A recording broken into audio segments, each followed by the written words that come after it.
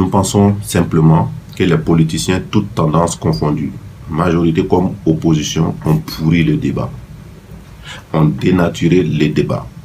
Les débats sur le vote, l'utilisation, parce que tous les débats portent sur l'utilisation de la carte consulaire ou pas. Mais c'est un débat purement politicien. Pourquoi? Parce que l'opposition pense que si on vote avec la carte consulaire, il va avoir beaucoup de votants en sa faveur en Côte d'Ivoire. Parce qu'ils pensent que la majorité pense que si on vote avec la carte consulaire, il va avoir peu de votants par rapport à l'opposition en Côte d'Ivoire. Donc finalement, le vote des Burkinabés de l'étranger est devenu le vote des Burkinabés de la Côte d'Ivoire.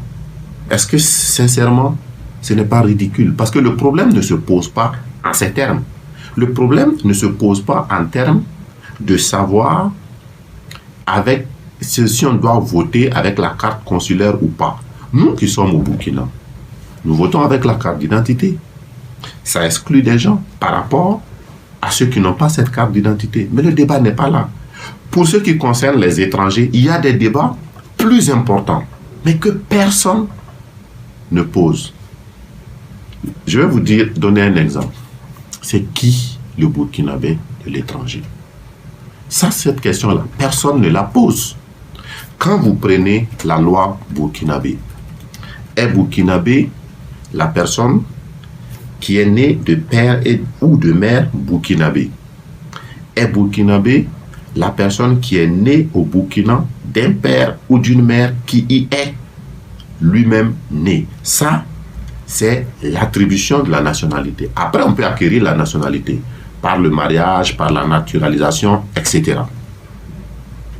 Mais, prenons le cas de la Côte d'Ivoire, du Ghana, du Soudan. Il y a une question fondamentale qui se pose.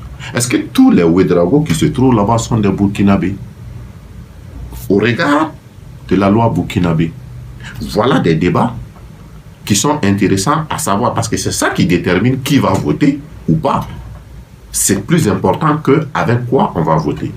La deuxième question que l'on peut poser, je veux bien que les autorités politiques me disent, par exemple, si une personne qui s'appelle Kam, ou Ouédraogo, ou Tiendrebego, Savadogo, est née en Côte d'Ivoire, sur le territoire ivoirien, avant 1960, ou s'y trouve avant 1960, est-ce que cette personne-là a pu être burkinabé un jour?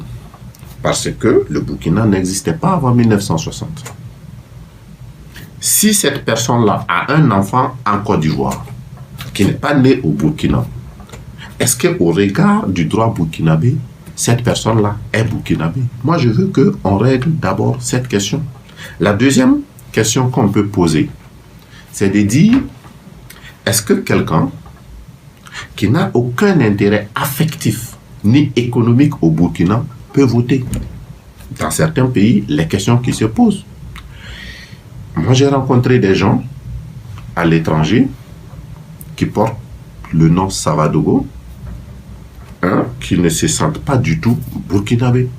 Ils ne sont pas nés au Burkina, ils ne sont jamais venus au Burkina. Ces gens-là pourront-ils voter? Je pense qu'il y a des questions beaucoup plus importantes, mais les politiciens n'ont qu'une seule idée en tête. Peu importe qui vote, pourvu qu'il vote pour moi.